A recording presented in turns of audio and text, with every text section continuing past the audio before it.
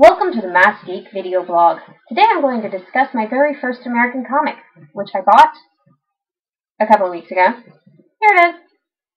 Now, I'm in my early 20s, so why did I find my first American comic book now, when I'm in England? The answer is that even though I've been a comic book reader for most of my life, I always made a beeline for the manga.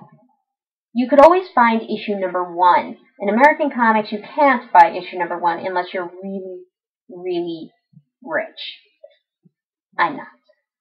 So I stuck with my manga with clearly delineated storylines, beginning and ends. But a couple of weeks ago, luckily for the American comic book industry, I got on something of a Batman craze.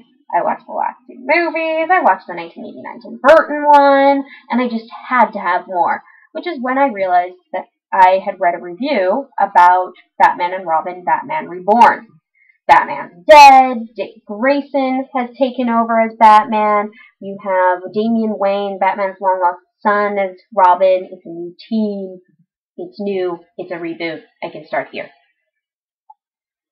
So I'm not going to give you a review of this book, even though it's highly entertaining and I could go on and on.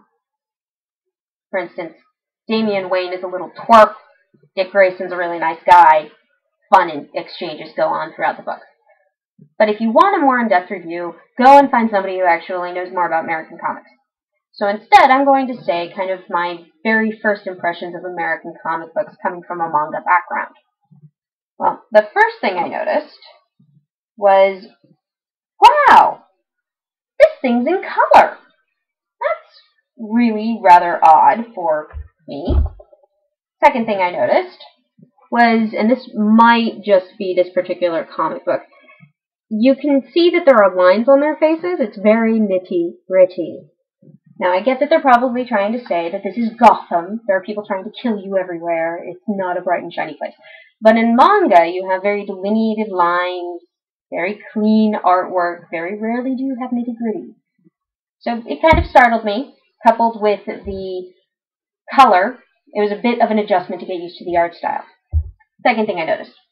Everything's in its boxes. Very rarely do things pop out of their very clean little boxes on the black background.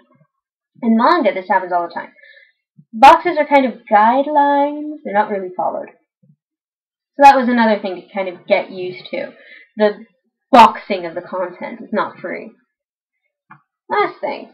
This is very thin. I'm used to paying $10 and getting a pretty thick manga. Wish I had one to show you. And instead I paid £15 and get a very thin comic book.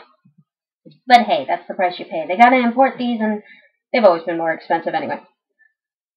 Still, price, color, odd adjustments to the artwork, all that besides the point.